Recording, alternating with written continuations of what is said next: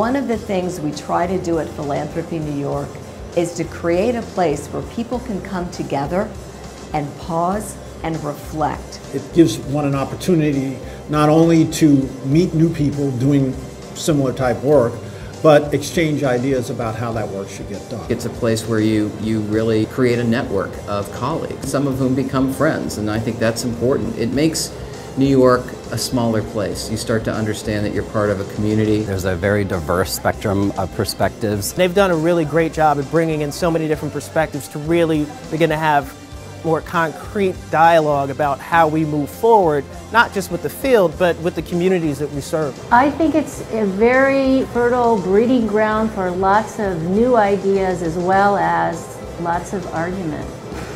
But that's good.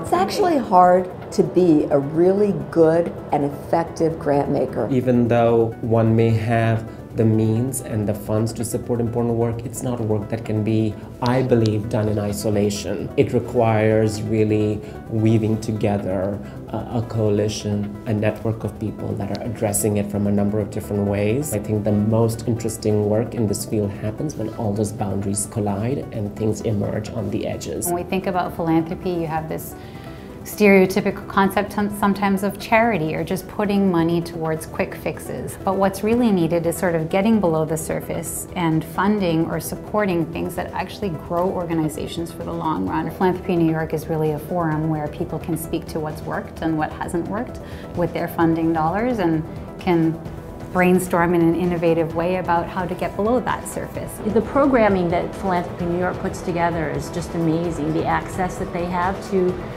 philanthropists, city government officials, leaders in the field, also just to the public charities, the leaders that are providing the services.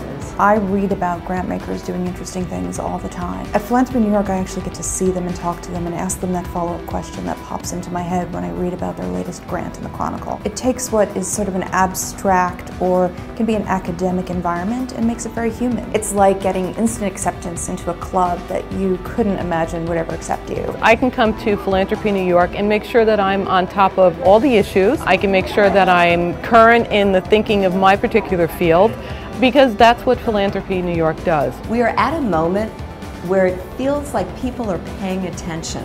It's a moment where if philanthropy speaks out, we'll be heard. I think there's a piece here in just amplifying the voice of philanthropy that helps people understand the role that thoughtful, smart giving can play in helping the communities. We have the expertise, we have the knowledge. What I'd like to have the organization continue moving toward is serving as that go-to organization in these very challenging times. If Philanthropy New York didn't exist, we would have to create it.